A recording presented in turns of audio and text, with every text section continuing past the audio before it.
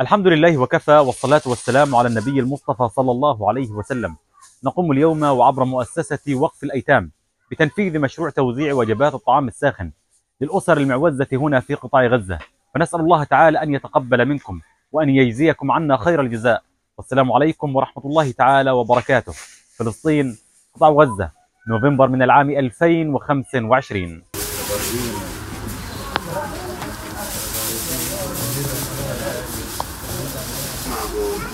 يلا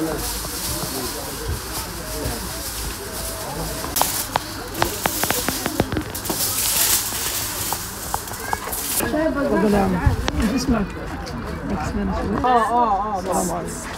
انا استبعدت تكون معنا. تفضل يا عبد. ايش اسمك؟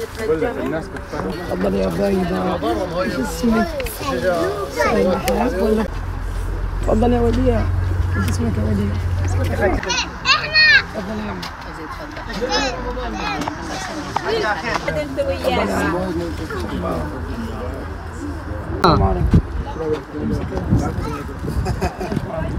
تفضل. ايش اسمك؟ ايوه خليك سلام عليك. تفضل يا عم. ايش اسمك؟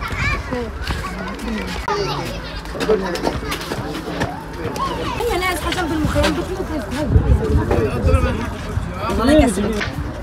اضرب هيثم. عسكري هتدورنا محمود صالح.